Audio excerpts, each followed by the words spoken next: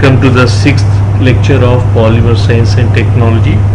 Today we will see the different techniques for polymerization. So far we have studied the chemical aspect of polymerization. Polymerization techniques or method refer to the physical aspect of polymerization, stating about the physical state of the monomer, whether it is a liquid or gas, about the solvents, about the final states of polymer being formed such as beads, emulsion, solution, etc. So the first and most important and most basic type of polymerization technique is the bulk polymerization technique.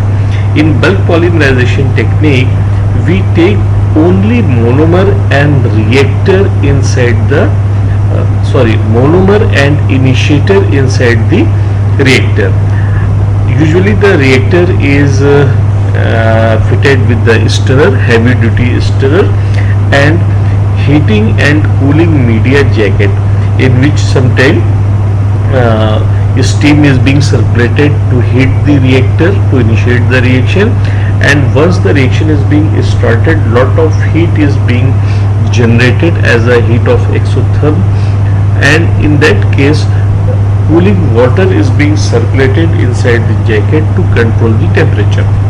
And once the polymerization is completed, the manhole wall is open and polymer slurry is being drained out from the reactor.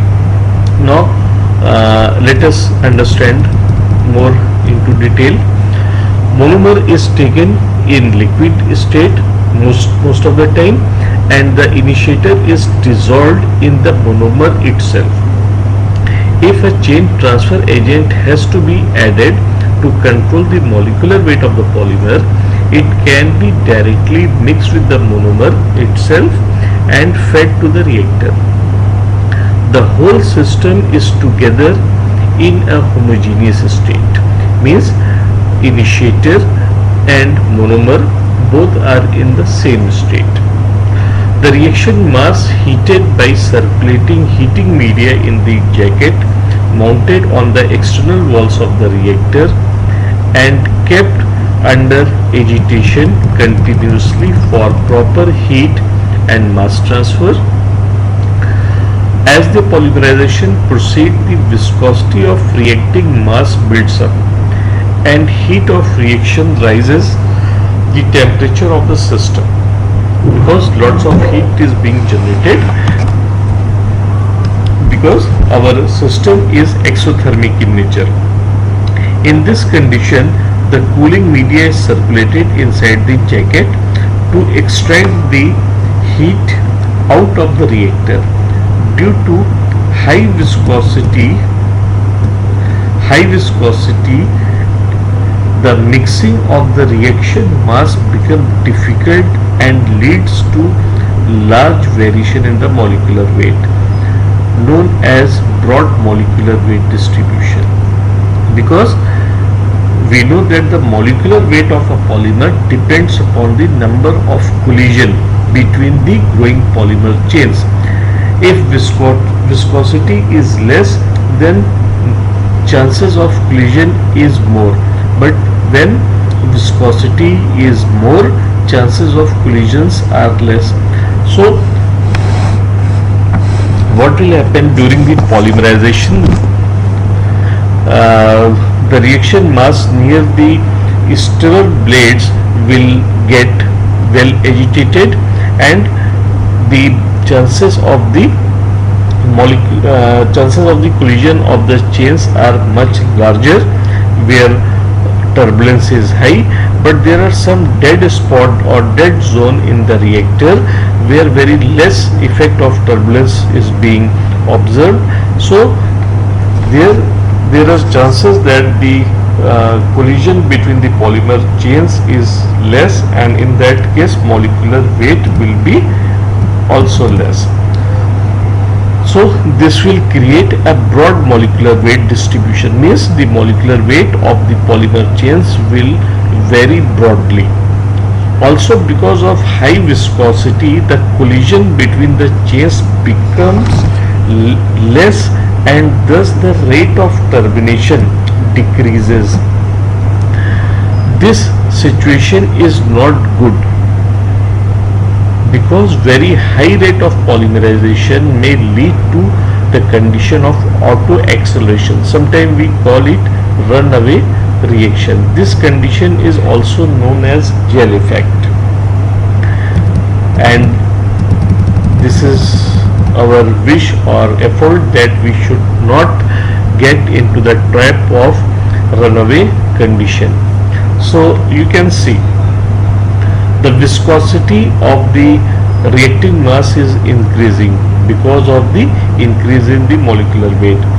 Once the viscosity will increase, then what will happen? It will reduce the mobility of the chain or the chances of the collision of the chain. Once the chances of the collision of chains are less, then it will also decrease the rate of termination, because once chains will not collide so frequently, then termination by disproportionation or termination by coupling will be less frequent. So when termination reaction is less and propagation reaction is high, it will increase the concentration of the growing chain into the reacting mass. You can see m dot is the concentration of the growing chain into reacting mass. So this will lead to increase in rate of initiation, and in response to that more free radicals will be generated, and they will increase the rate of propagation reaction. Once the rate of propagation reaction is being increased, more heat of exotherm will be generated, because polymerization reaction is exothermic. So if rate of reaction, rate of polymerization reaction or rate of propagation reaction is more heat will be liberated.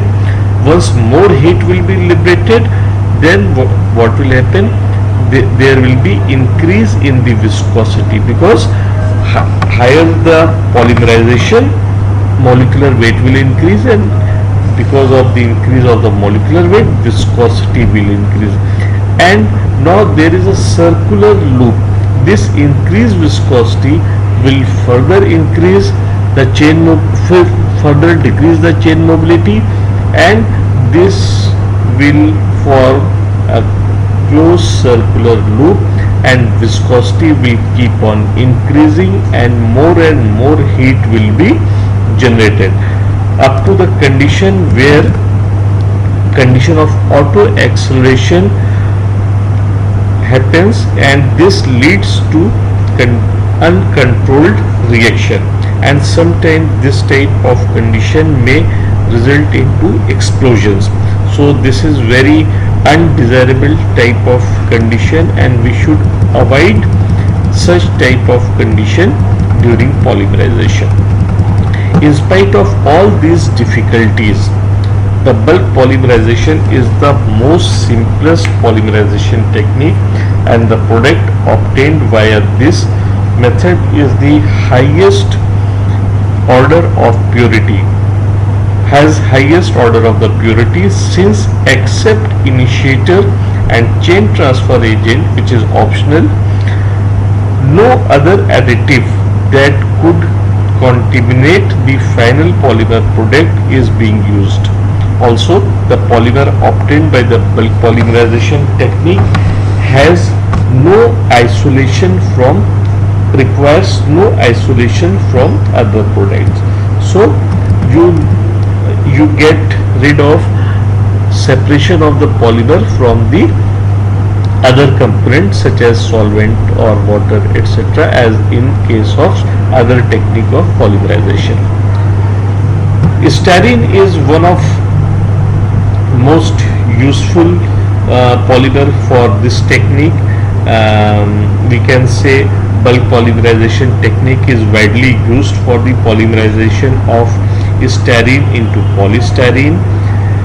Methyl methacrylate MMA monomer is also being used in this technique, and this forms the PMMA or acrylic or sometimes we call it Perpex.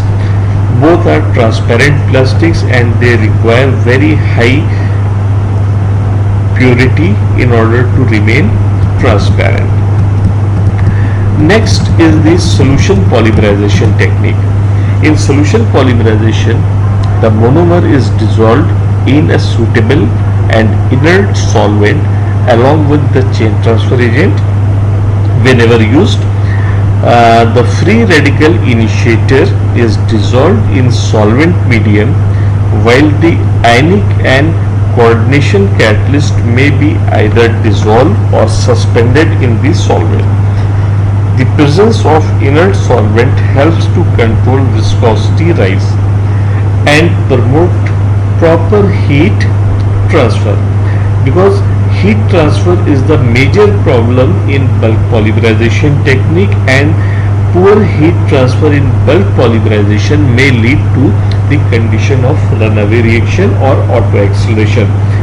So the presence of the solvent will reduce the viscosity of the system and it will improve the heat transfer.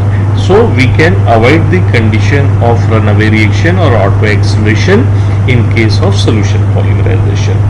The major disadvantage of solution polymerization technique is that however inert the solvent may be, chain transfer to solvent cannot be completely ruled out. What do you mean by chain transfer to the solvent? This means chain transfer due to presence of solvent. So now let us understand what is chain transfer. If a growing polymer chain gets a hydrogen, then it will stop growing and it will be dead completely. So sometimes it is possible that the solvent may donate one hydrogen atom to growing polymer chain. So what will happen? The growing polymer chain will become dead and molecular weight will not rise sufficiently. Okay. Hence it is difficult to achieve very high molecular weight of polymer. Also the polymer formed will be dissolved in the solvent, and to get pure solid polymer it has to be separated from the solvent, either by evaporation of the solvent or by precipitation of polymer in a non-solvent. However, the removal of final traces of the solvent is always extremely difficult. So we can say that the traces of this solvent as an impurity will be present in final product. In some cases, such as food grade polymer or medical grade polymer, we do not want that very fine traces of this solvent should remain inside the polymer. They may react with the food being stored in the polymer containers, or if some medical drugs comes into the contact of such type of polymer containing the traces of the solvent, the drug may also react with the solvent molecules or traces present in the polymer. So polymer obtained via solution polymerization technique is not suitable for applications such as food storage or medical polymers. Okay. This technique can be advantageous where the polymer has to be used as solution, such as adhesives, paints and coatings. In some cases, the polymer formed during the solution polymerization remains insoluble in its monomer and solvent used for the polymerization. In such cases, polymers easily precipitate out as a slurry and can be separated and dried easily. Example of industrial application of solution polymerization techniques: polyacrylonitrile, sometimes we call it as a PAN, by free radical polymerization, polyisobutylene by cationic polymerization. Block polymers are also made exclusively by this technique. So we can say solution polymerization can be advantageous technique in case where we do not want to remove the solvent such as adhesives, paints and coatings. Okay. So this is the end of lecture 6. Thank you very much for your patient hearing.